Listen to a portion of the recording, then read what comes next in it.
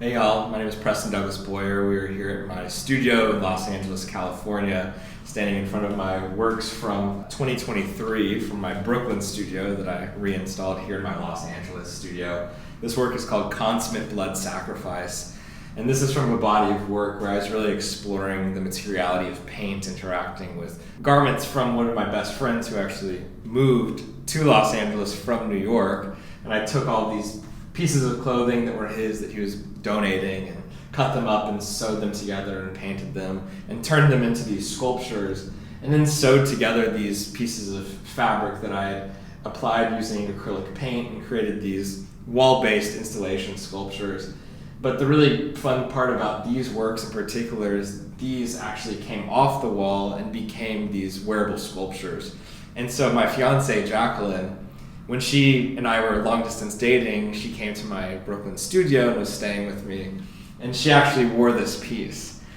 And so I love having this piece back up on our wall at this point in our lives. We're getting ready to get married, and this piece actually kind of got accidentally shipped by my New York dealer to me, and it was just really the universe aligning and being like, hey, revisit this work. So it's a special piece to have back up right now. And it's really interesting with these works, reinstalling them and referencing the photo, but they're all stapled directly into the wall, so they're quite challenging to actually get exactly perfect. But I love that morphing with the environment and the particular installation with how these works evolve over time and will eventually live in a collector's home. So yeah, this is Consummate Blood Sacrifice. So this work is called Upon Awakening. It's from 2021. This was made in New York as well at my first Brooklyn studio in Bushwick.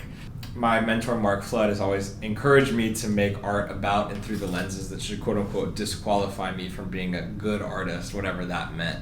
And the first real medium that I kind of channeled through that piece of advice was fashion. Because I started in fashion 10 years ago, and that was quite a dirty word when trying to be a painter or being in the art world. And another layer beneath that was this part of my life where I was forced to be a Boy Scout. I became an Eagle Scout with a bronze palm. My dad wanted me to be an Eagle Scout to get my driver's license, so let's just say I had some encouragement before I turned 16 to get that done. And I was always attracted to the form of the tent and thinking about, paintings being inherently sculptures and what I'm trying to do with the aluminum stretcher bars and the zipper paintings and expanding that into a form that I have this relationship with and all these experiences, backpacking, doing these trips, camping, and the cultural, connotations to what a tent means when it's placed on a wall versus something that's usable. And it's really interesting. This work was also not really necessarily supposed to come back to New York, but it ended up here. And I feel like it was meant to be. Interesting how the conversation changes of when it was made in New York, when it was made versus now being installed here in Los Angeles. I was really focused on this body of work called the See-Through Me paintings, which were all transparent chiffons and organzas. So you could actually see the aluminum stretcher bars that were all custom made behind the fabric. And so this fabric is actually completely transparent from that time, so you can see through the tent.